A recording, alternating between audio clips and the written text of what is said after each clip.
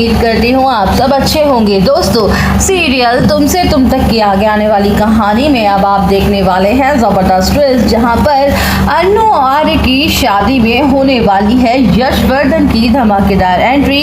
तो वहीं सालों बाद आर्यवर्धन को अपनी आंखों के सामने देखकर डर से कांप उठता है यशवर्धन, और जहां पर सिद्धि माता उसे कहती है कि तुम डरो नहीं और चलो, तो उसे लगता है कि आखिरकार जब मैं उसे देख रहा था तो मुझे डर क्यों लग रहा था, उस दूल्हे में अचानक ऐसी क्या बात है। तो सिद्धि माता कहती है तुम्हें सब पता चल जाएगा वक्त आने पर, पहले तुम यहाँ से उठो और तैयार होकर आओ, उसके बाद शादी में जाना है। लेकिन वो शादी में जाने से मना करता है। तो सिद्धि माता के बार बार कहने पर वो फाइनली मान भी जाता है और फिर तैयार होकर वह लोग शादी में पहुँचने वाले हैं। जैसे ही यहाँ पर अन्नू घर पे वापस लौट कर आती है बैंक से, सारी प्रॉब्लम को सॉल्व करके अन्नू को देखकर सब लोग बहुत ज़्यादा खुश होते हैं और सबको पता चल जाता है कि आखिर अन्नू ने कितनी बड़ी प्रॉब्लम सॉल्व करी है, अपने पापा को प्राउड करवाया है और साथ के साथ आर्यवर्धन को भी प्राउड करवाया है। आर्य बहुत ज़्यादा खुश होता है। अन्नू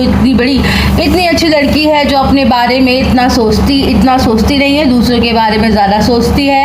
अपने पापा की इज्जत बचाने के लिए उसने अपनी शादी के मंडप को छोड़कर चली गई। अपने पापा की मदद करने के लिए आर्य सर को बहुत ज़्यादा प्राउड फील होता है कि उनकी शादी एक बहुत अच्छी लड़की से हो रही है।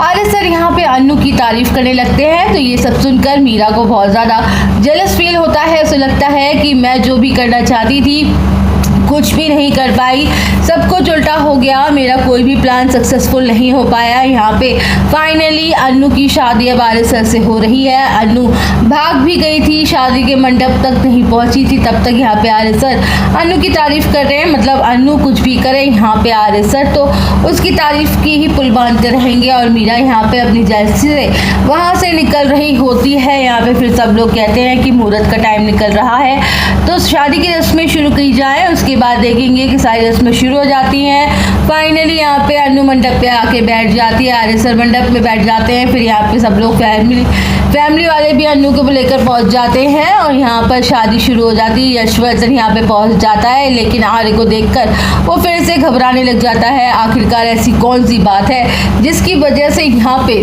यशवर्धन इतना ज़्यादा डर रहा है आर्यवर्धन से।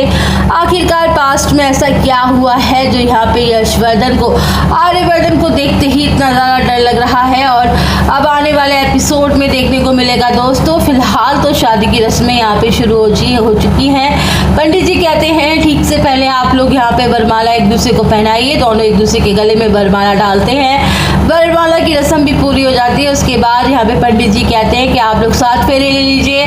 आर्य सर अन्नू को दोनों मिलकर 7 फेरे लेते हैं। यहाँ पे जो वचन होते हैं वो एक एक करके निभाते हैं, बोलते हैं। उसके बाद सारे वचन हो जाते हैं, मंगलसूत्र पहना देते हैं, सिंदूर लगा देते हैं। और अब यहाँ पर जैसे ही सिद्धि माता ने कहा होता है कि यशवर्धन तुम कुछ भी नहीं कहोगे, चुपचाप बैठे रहोगे और जो भी होना है वो बाद में तुम्हें पता चल ही जाएगा। तो यहाँ पे देखेंगे कि अन्नू की शादी यहाँ पे हो जाती है। यहाँ पे हर्षवर्धन की सच्चाई सबके सामने आ जाएगी कि यशवर्धन जो है वे वर्धन फैमिली का ही बेटा है। यहाँ पे गायत्री माँ को भी याद आने लगेगा और फिलहाल उन्हें इसको देखकर कुछ अपनापन सा फील तो हो ही रहा है, लेकिन बहुत जल्द पता चलेगा कि यशवर्धन कोई और नहीं बल्कि खुद उनका ही बेटा है। तो यहाँ पे अन्नू की शादी के साथ साथ जब अन्नू विदा होकर पहुँचने वाली है वर्धन फैमिली में, यहाँ पे आप देखेंगे कि साथ साथ यशवर्धन भी पहुँच जाएगा और जाने के बाद फिर इनकी जो सच्चाई है वो सबके सामने आएगी। तो दोस्तों, आप सब कितने एक्साइटेड हैं आप हमें बताना बिल्कुल न भूलें।